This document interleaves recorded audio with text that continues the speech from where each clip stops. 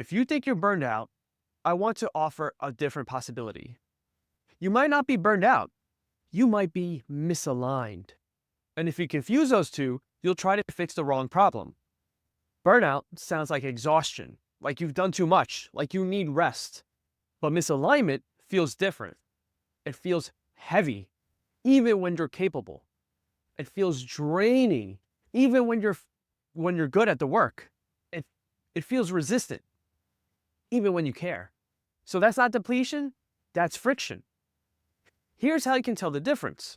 If you were truly burned out, rest would fix it. A long weekend would reset you. A vacation would restore you. Stepping away would make you miss the work. But if you've ever taken time off and the weight came back within hours of reopening your laptop, that's not burnout. That's structural or internal misalignment.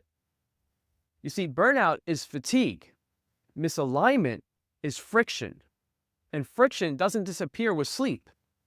So let's go deeper. High performers rarely burn out from effort alone. They burn out from sustained mismatch. Mismatch between who they've become and what their business is still asking from them. So think about this. When you started, the chaos energized you. You liked building. You liked solving. You liked being in everything. But now, the same tasks feel heavier, not because they're harder, but because you've outgrown them. Your identity evolved, but your role didn't. And that gap creates tension. You're operating at one level internally, while your daily responsibilities are stuck at another. That gap is misalignment. And misalignment creates emotional drag. So here's what that drag sounds like in your own head. I should be grateful. I shouldn't feel this way. This used to excite me. Why does this feel harder than it should? That confusion makes people assume burnout. So they try to solve it with rest or motivation, pushing harder. But here's the uncomfortable truth. You can't out-discipline misalignment. You can't wrest your way out of structural friction. So let's run a quick diagnostic. When you sit down to work, what drains you more? Is it the complexity or the repetition? Is it the challenge or the maintenance? If what drains you is maintenance, if what drains you is being the escalation path, if what drains you is holding standards in your head instead of inside systems, you're not burned out, you're overloaded with responsibility that should have been redesigned. So here's another way to test this. If I magically remove 3 specific responsibilities from your plate tomorrow, would your energy return? See, if the answer is yes, that's misalignment. Burnout doesn't disappear with subtraction. Misalignment does. Because misalignment is about role design. Now, let's talk about the deeper layer here. There are 2 major forms of misalignment that hit high performers: internal misalignment and structural misalignment. So, internal misalignment is when parts of you want different things.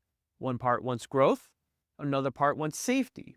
One part wants expansion, but another part wants stability.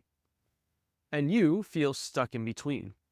See, structural misalignment is when the business keeps routing decisions, ambiguity, and emotional labor back to you. You can be fully capable and still feel exhausted because you're carrying ambiguity the system should carry. That's not weakness. What that is design failure. And here's why this matters. When you label misalignment as burnout, you start questioning yourself. You think, maybe I'm losing my edge. Maybe I'm not built for this. Maybe I don't want this anymore. But often, you still want it. You just don't want to carry it this way. So there's a difference.